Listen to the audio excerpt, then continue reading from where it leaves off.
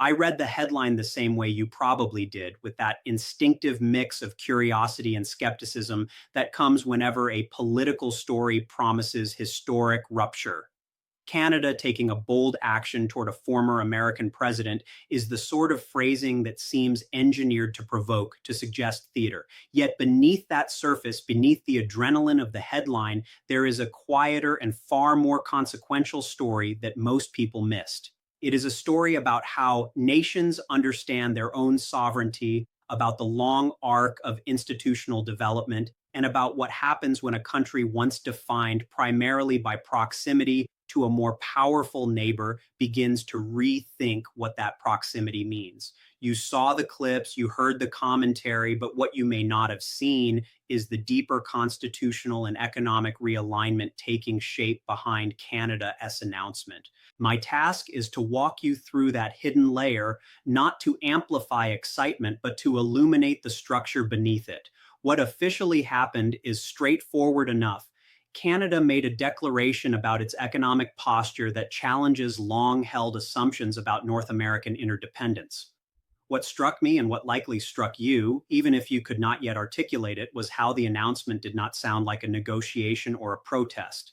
It sounded like a nation calmly redrawing the perimeter of its own decision making.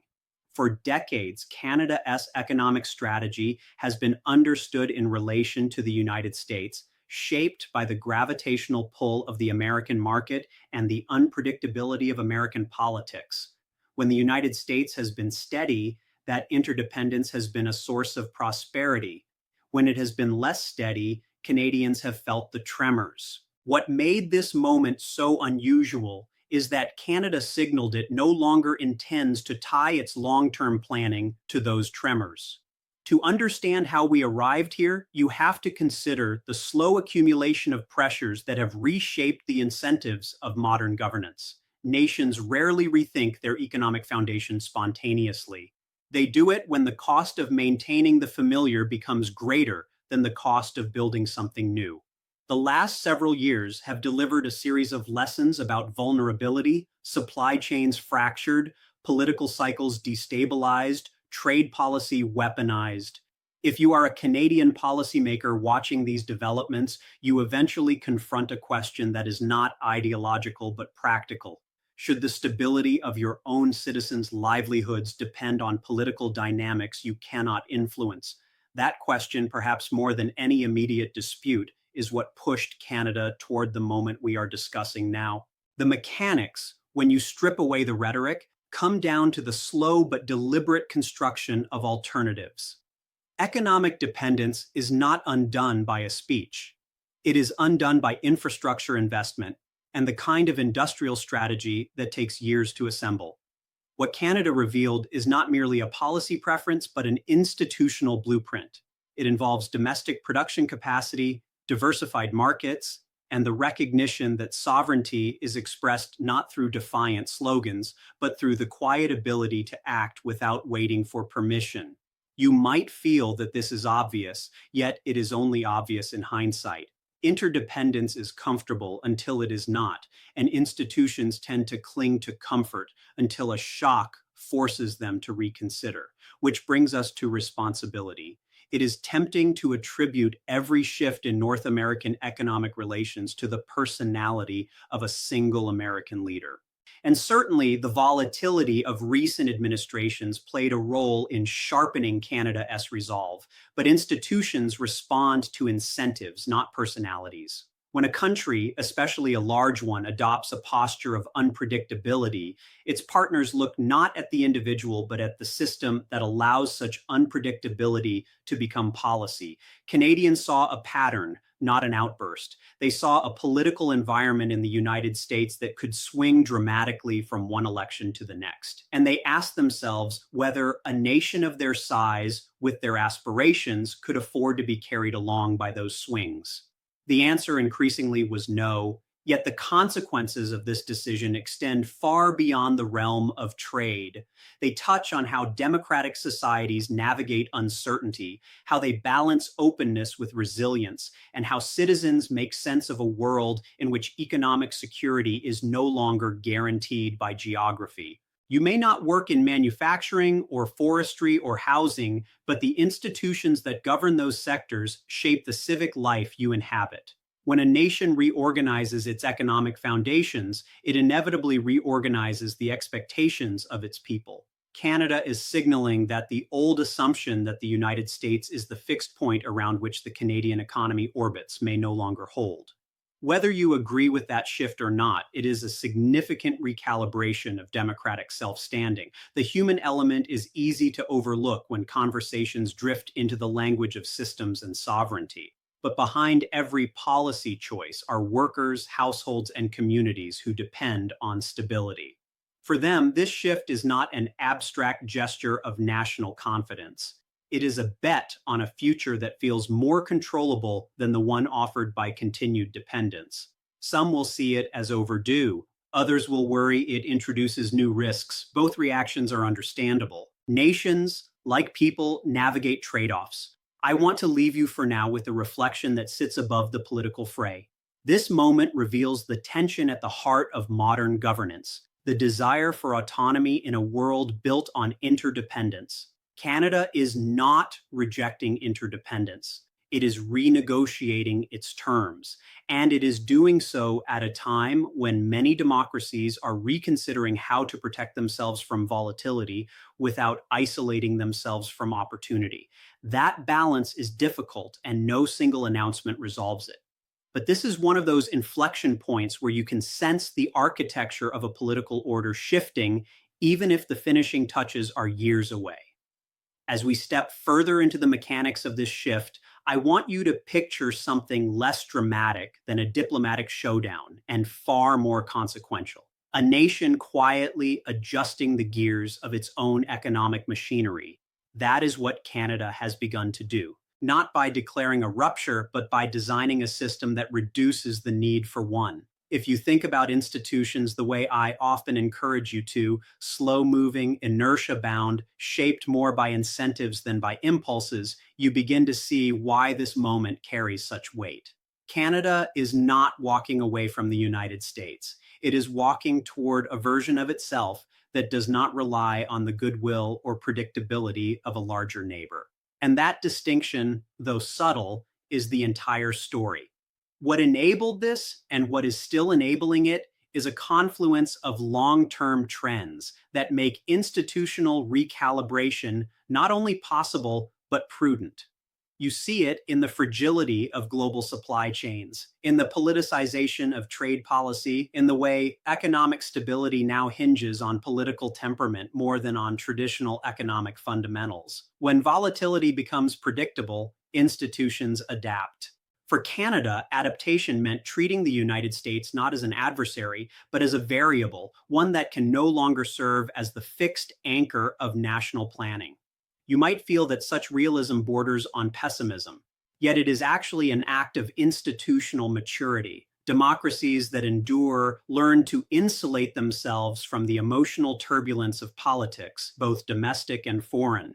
The actors involved in this transformation are not only elected leaders, though their rhetoric often draws the spotlight. Behind them are economists, civil servants, industry experts, and planners who have spent years thinking about how to build a more resilient economic foundation. These are the people who look at trends rather than news cycles, who understand that dependence on a single market creates not only economic but psychological vulnerability. If you rely too heavily on one partner, every shift in their behavior becomes existential. Canada's pivot is at its core an effort to remove the existential element from its economic relationship with the United States. It is a way of saying that friendship is valuable, but reliance is dangerous. This realignment also forces us to confront an uncomfortable but necessary truth about modern governance. Nations are increasingly responsible for building their own buffers against external shocks. That responsibility cannot be delegated to goodwill or habit. It must be engineered. Canada has begun to engineer it by expanding domestic capacity, cultivating alternative markets, and framing national strategy around the assumption that predictability must come from within. The United States is not being punished. It is being recalibrated from the assumed center of gravity to a partner among several. You may find that reframing unsettling or refreshing depending on your perspective, but either way, it reflects the logic of a world where alliances are still valuable but no longer sufficient. The consequences of this shift reach beyond trade and politics into the daily experience of civic life. When a country asserts this level of economic independence, it reshapes the expectations of its citizens. It tells them that security will not be outsourced to diplomatic relations or inherited from geography. It must be built. And for many viewers like you who are accustomed to thinking of international relationships as largely stable, this can feel like the ground quietly moving beneath your feet. Yet, this movement is not a collapse. It is an adjustment, a recognition that stability must be manufactured deliberately in an era when instability is the most reliable trend. At the same time, we should acknowledge how this transformation reflects broader structural issues facing democracies everywhere. Polarization, institutional fatigue, and the erosion of shared assumptions have made long-term planning more difficult in many countries. Canada's strategy is, in a sense, an attempt to carve out a zone of predictability within that wider uncertainty. It reveals something about the nature of sovereignty in the 21st century, that it is less about borders and more about capacity, the ability to act, to plan, to invest, to adjust. These are the modern expressions of national independence. They are also reminders that sovereignty is not a posture, but a practice. If you find yourself wondering whether this moment marks a turning point for North America, you are asking the right question. Institutions evolve slowly, but sometimes there are moments when their trajectory becomes visible in a new way. This is one of those moments. Canada is not abandoning its partnership with the United States, it is redefining it. And in doing so, it challenges all of us to rethink how alliances persist, not through dependence, but through choice. As this evolution unfolds, it becomes increasingly important to look at the incentives that shaped it, because incentives offer a clearer explanation than ideology ever could. Nations respond to pressure points, and Canada has experienced several in recent years that would force any responsible government to assess its vulnerabilities. The unpredictability of American trade policy was one of those points, but it was not the only one. Shifting global demand, the need for climate resilient industries, and the pressures of domestic affordability all converged to create a moment when maintaining the inherited model of dependence was no longer the safer choice. And you, as a citizen observing this from the outside, might recognize that such choices rarely happen at the moment of crisis. They happen after years of observing the same pattern and realizing the pattern has become the problem. That is why when Canada announced its shift, it did not sound reactive. It sounded prepared. Preparedness is the hallmark of institutional seriousness. And it is worth pausing to appreciate what that means in practice. It means that behind the scenes, planners were mapping out supply chains that could withstand political turbulence. It means they were modeling scenarios in which American markets were not hostile, but simply unreliable. It means they were crafting policies that could win public support not by invoking nationalism, but by articulating the rational desire for stability. When you view the moment through that lens, it stops looking like a bold departure and starts looking like the natural culmination of years of structural reconsideration. This clarity also allows us to look more honestly at the role of the United States. It is tempting to view American economic power as an immutable fact of North American life, yet power that rests on the assumption of dependence is more fragile than it appears. The United States has long benefited from being the default destination for its neighbors' exports, talent, and investment. But defaults are not eternal. They persist only as long as they remain mutually advantageous. Canada's recalibration does not diminish America. Rather, it exposes a truth the United States has not always acknowledged. That influence derived from unpredictability is self-defeating. It invites partners to search for alternatives, and when alternatives are found, influence fades. For the viewer trying to understand why this matters beyond the abstractions of geopolitics, Consider how deeply intertwined economic predictability is with your everyday civic expectations. When institutions are stable, you plan with confidence. When they are unstable, you hesitate. Nations behave the same way. They invest, build, and strategize based on their expectations of one another. If those expectations become erratic, even the closest partnerships begin to shift. Canada's new posture is at its core an effort to restore predictability by relocating it internally. And in doing so, it underscores a principle that democracies often forget. Autonomy is not the opposite of cooperation. Autonomy is what makes cooperation durable. We also cannot overlook the human dimension, because grand strategy often masks the quieter story unfolding in people's lives. Workers in vulnerable industries are not reading white papers or tracking diplomatic trends. They are making decisions about careers, mortgages, and futures. They are the ones who feel the tremors when markets wobble or when trade agreements are revised without warning. Canada's approach acknowledges that vulnerability and attempts to reduce it by broadening the country's economic base.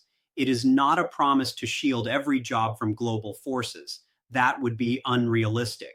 But it is a recognition that resilience must be built at the level where people actually live. When seen from a wider vantage point, this moment exposes something significant about the health of democratic institutions in general. Democracies thrive when their systems are flexible enough to adapt without breaking. They falter when they cling to arrangements long after those arrangements cease to serve the public good.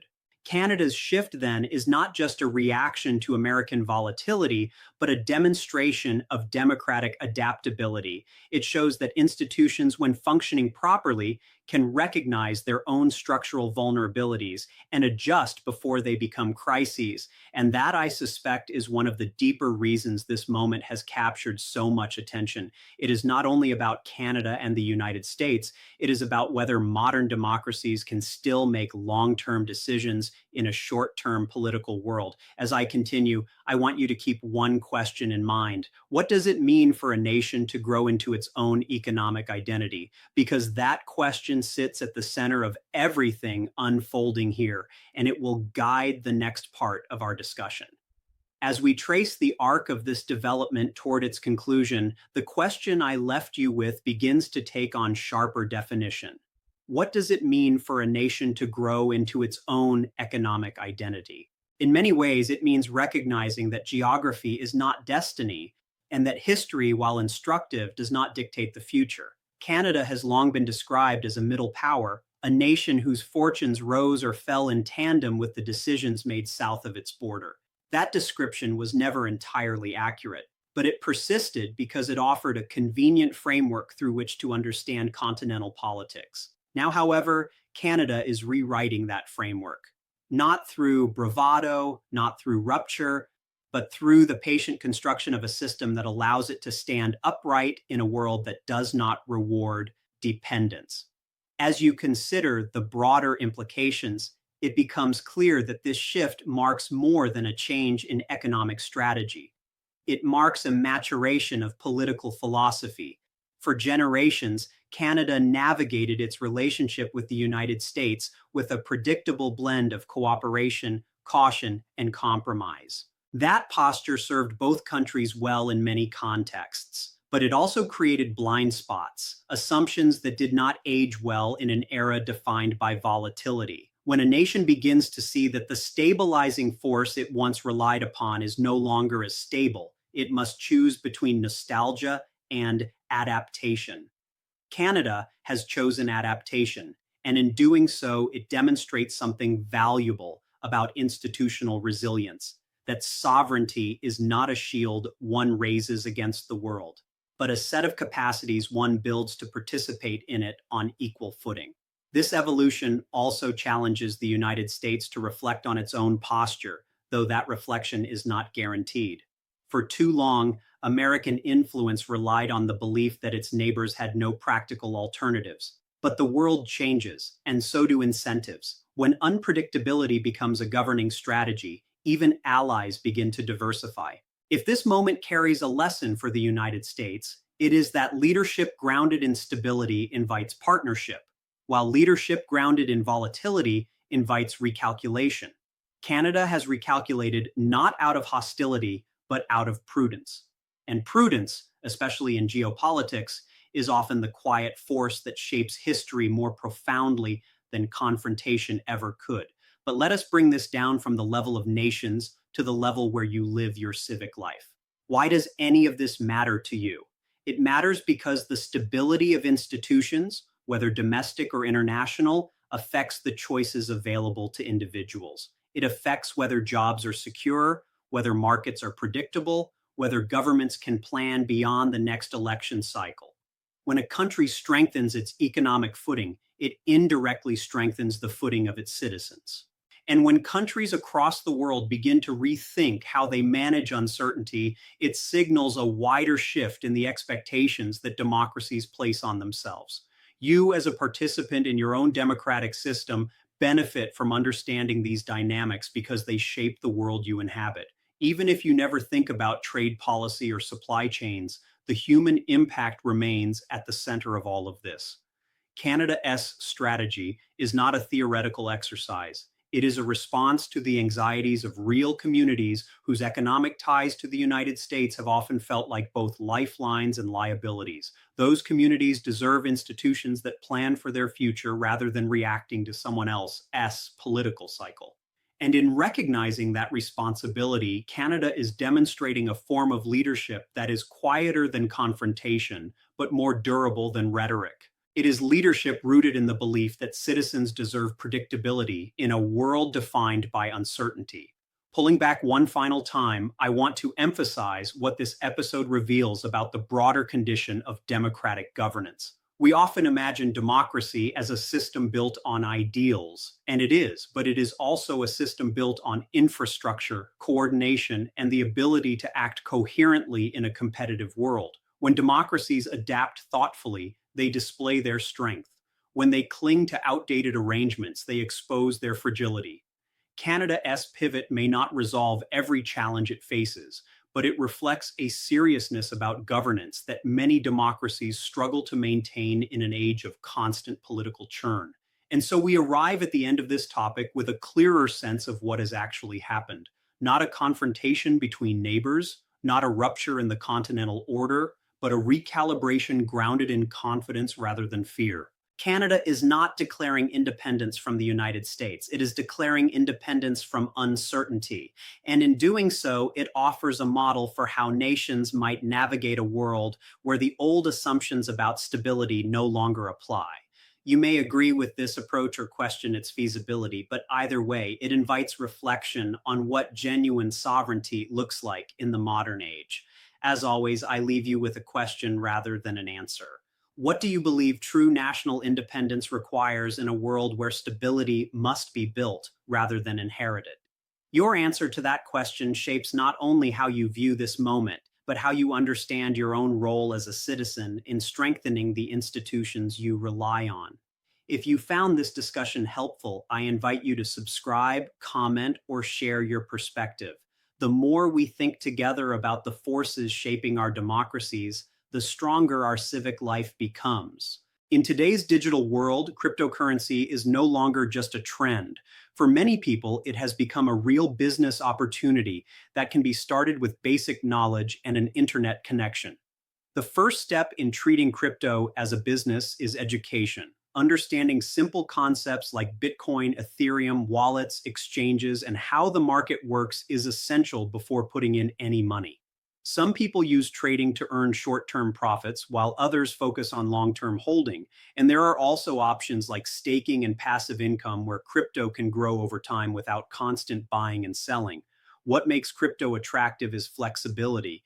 You can work from anywhere, control your own schedule, and start with a small amount if you are careful. However, crypto is not gambling. Successful people treat it seriously. They do proper research, manage risk wisely, and never invest money they cannot afford to lose. The market goes up and down, so patience and discipline matter more than chasing quick profits. When crypto is handled with planning and consistency, it can become a long-term income path instead of a risky shortcut.